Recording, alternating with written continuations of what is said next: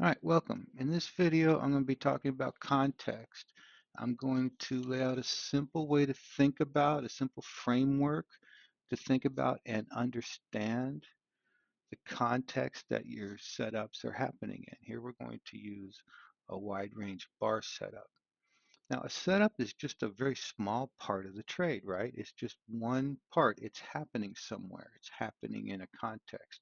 And it's that context that will often determine how that setup behaves. So what I use to understand context is I just zone out a swing in three simple zones. All right, so this will give us a way to think about it and learn from it. If we take a swing cycle and we think about that swing cycle, maybe the bottom third of the swing cycle, the upper third, make a zone out of it, and then above it, right, the clean air zone. Our setup is happening in one of these zones of a swing. I mean, consider our wide range bar setup here for a moment. It's a very simple four-bar pattern. It's a bar that has a larger range than the previous three bars. Now, and it can be up or down.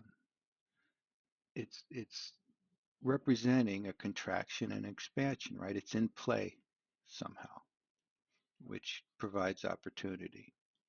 But this same wide range bar can either be a fade, right, a reversal from going down to swinging back up, or it can be a continuation to continue in the same direction.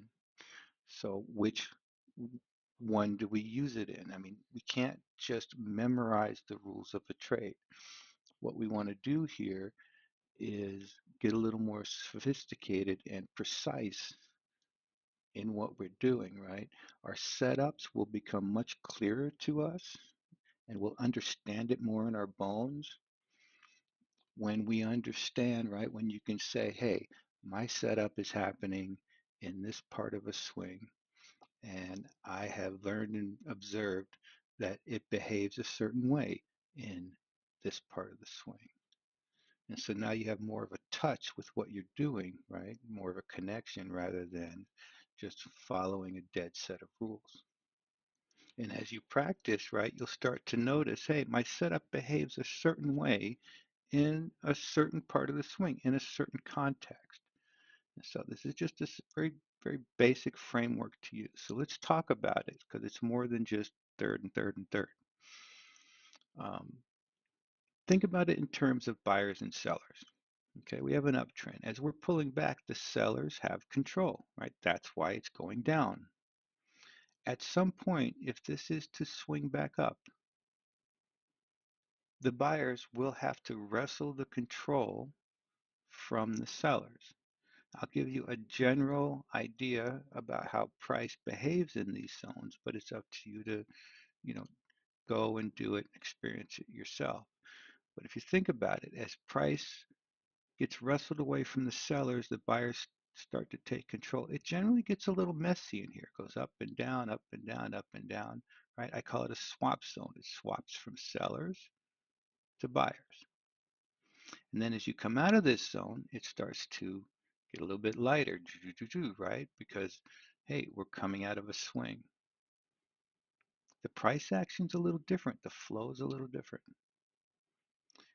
And we're still underneath the people who sold it in the first place. And so we're liable to hit some selling pressure. So we have pressure from the buyers and pressure from the sellers. I call this a pressure cooker zone. Often price will stall here. It could stall and keep going down, or it can blast up. Generally a lot of people see this as what a cup and handle type and thing pattern here. It doesn't matter, right? There's a dynamic going on to understand. If you trade cup and handle patterns, understand the dynamic. And then as you leave this, you'll see, right?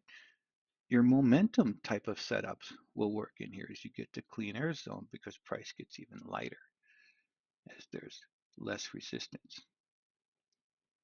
So that's just a typical scenario. Here, once you're able to map out a swing, right? A swing structure. Let's think about it in this swing here. Use this for an example.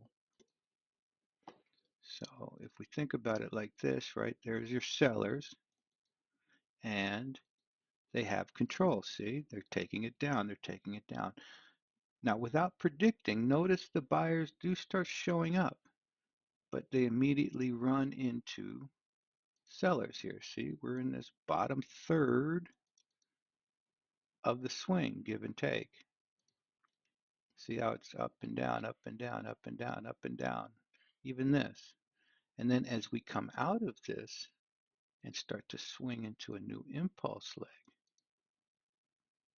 see the they show you, right? They tell you this is price reading, this is tape reading.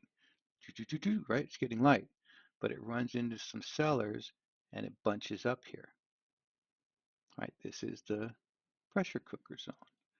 And then as you leave the pressure cooker zone, you can see we get into some momentum into the clean air zone.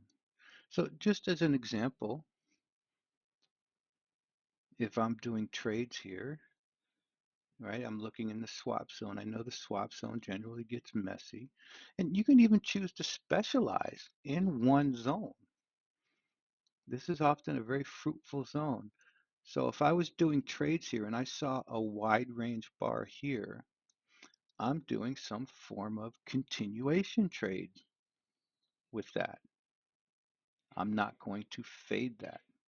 Now, if I saw a down wide range bar in this same neighborhood, I'm going to fade that rather than continue down with it, right? So I can choose, right? You see this down wide range bar, I'm not going to trade a continuation.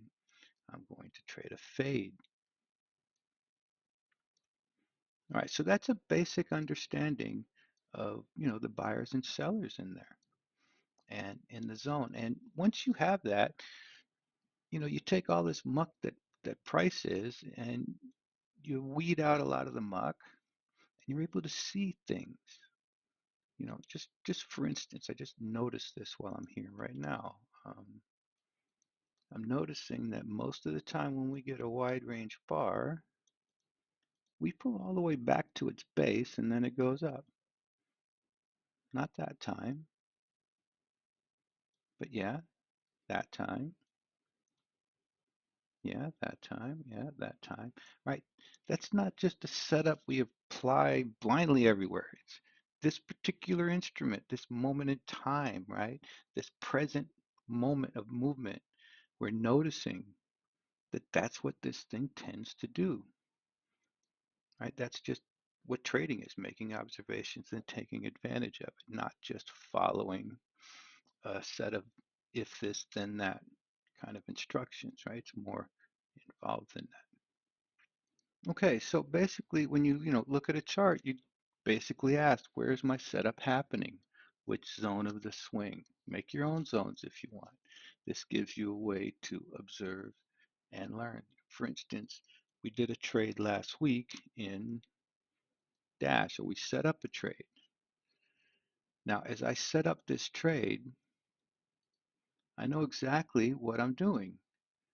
I'm trading in the bottom part of a swing zone to fade that wide range bar and get long. Now, my setup rules say after 3 bars, cancel the trade, but I was very precise in my understanding with what I was trying to do here. All right, so by the way, this trade cancels. Now let's go ahead and put this into some practice and line up a trade. And we'll, do the whole show. We've done our analysis. I'm up here in clean air relative to this major swing, and I'm going to do a fade. Now I'm ready to plan the trade, right? The rest of the discipline. I'm going to use this indicator wide range bar trade planner, which I did a video on last week. So let's see if I just reset points, right? I can click anywhere on the chart. It'll give me this bar. Click here, here, and I can move this to the bar I wish to trade. Now, what this does is it gives me a way to plan the trade in a very disciplined fashion. Ahead of time, I know exactly where I'm going to enter, and I know exactly where I'm going to put a stop.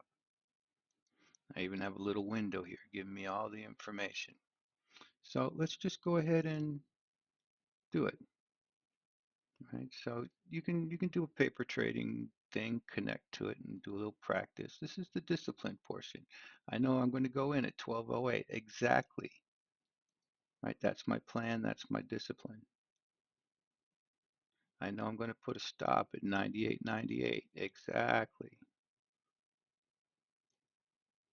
That's my discipline. I know I'm going to, in this case, trade $500, which is a half to 3/4% of per trade of my account. You decide on this. My target, I know I'm going for 6R, 190.68. So this is my plan, okay? Part of my plan says I will buy stop.